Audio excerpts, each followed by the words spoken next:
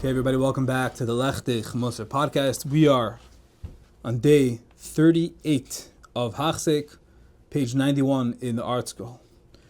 Now that we've discussed that there's no justification, there's no way to be meraheter, to allow any type of sinah for one's fellow, couldn't justify anything, so it's usher from every angle, every reason, and as the Yoeitz yesterday concluded, the Maimer of the Tana says that sinas habrius moitzias adam in ha'ilam, that sinas habrius, hating other people, will remove a person from the world because there's no reason, there's no permission to do so.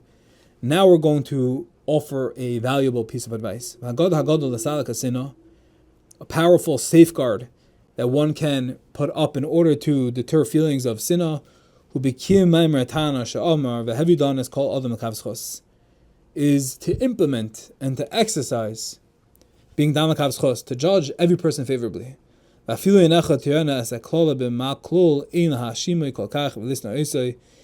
if you see with your own eyes that evil that is being conducted,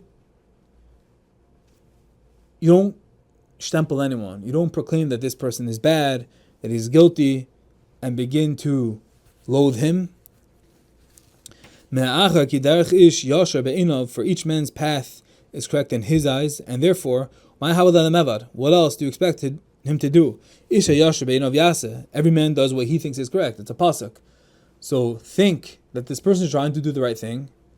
You can't always use this. You have to stretch it sometimes, and you have to stretch it very like a dough. You have to stretch it, make it very thin, so you can stretch it literally everywhere, and there's not so much to stretch. But keep on twisting, and it's hard, it's difficult, and it's challenging, but this is what it says in the Mishnah.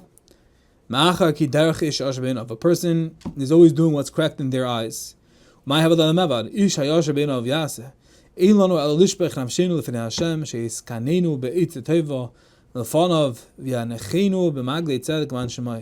only thing we should do is pour out our very souls before Hashem, that He direct each of us with good counsel before Hashem, and lead us on the derech hayasher va'emes.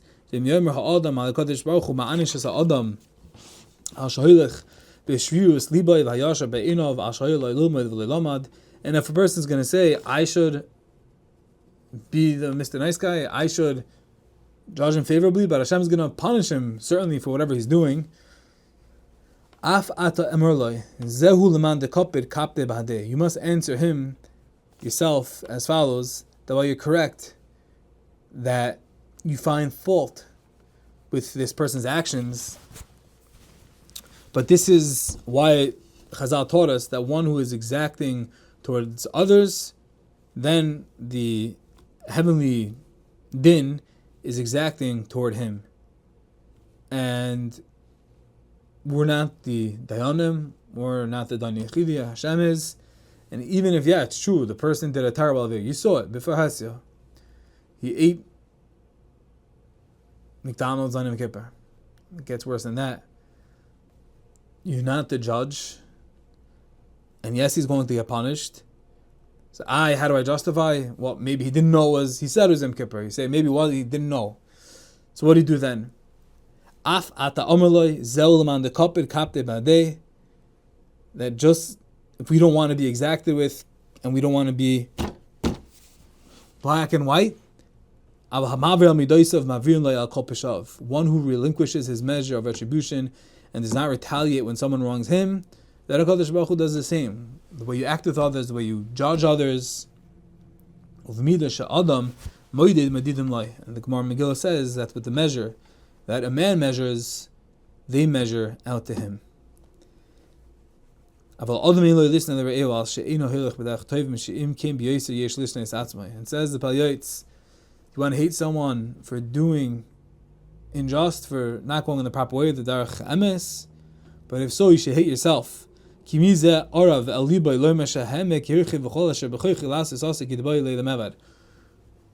told you, well, you're trying your best, you do everything to perfection, there's nothing that you're shortcoming in, there's nothing that you're not doing perfect, everything we're not doing perfect.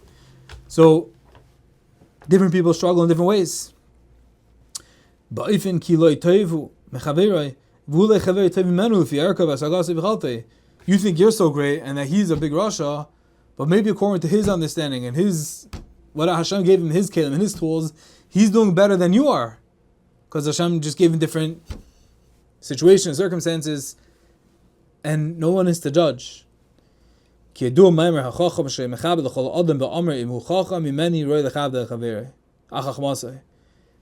this idea is echoed in the Chovos HaLevavos, who would give honor to all, even those who did not act righteously.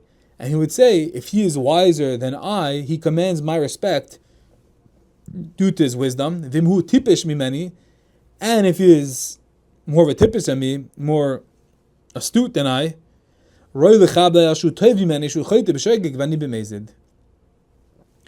then I still have respect for him, for he is greater than I, because he sins only due to lack of knowledge, while I sin willfully. So the Chovos HaLevavos, Rabbeinu Bachai, he came up with both sides of the coin, that you can never judge someone else. If he's smarter than me, then I have to honor him because of his wisdom. And who am I to judge? And if he's less smart than me, I still have to honor him because I'm sinning willfully because I know the halacha, and he's sinning unwillfully because of his lack of idea, and I have to have honor and respect for him.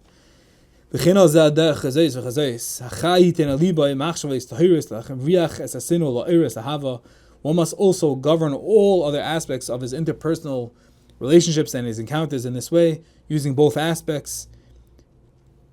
And a pious man will take these attitudes, these perspectives to heart, and implement these thoughts of Tehira, and push away any sinah of his friend that will push away love and havas chinam. And if a person can do this, and he can try to get any thoughts, any association, any connection to sin away, even as compelling and the reasons that he finds are so befitting, let's push it, black and white. His reward will readily arrive, for Hashem's measure of reward is greater than of punishment. So if a person can find a place in his heart, in his, nobody should be judging, but even if it's so apparent, try to be mechazik in these ways of the shar b'tachan, that both ways of the coin, I have to have kavod, I have to respect, and who am I to judge, and I'm not doing things perfectly, and ultimately it's not our business. It's all Hashem, it's all the danichidi, and we lead it up to Him, and we exercise our lekavs chus, by b'midah Hashem judges us, and who cannot benefit from that.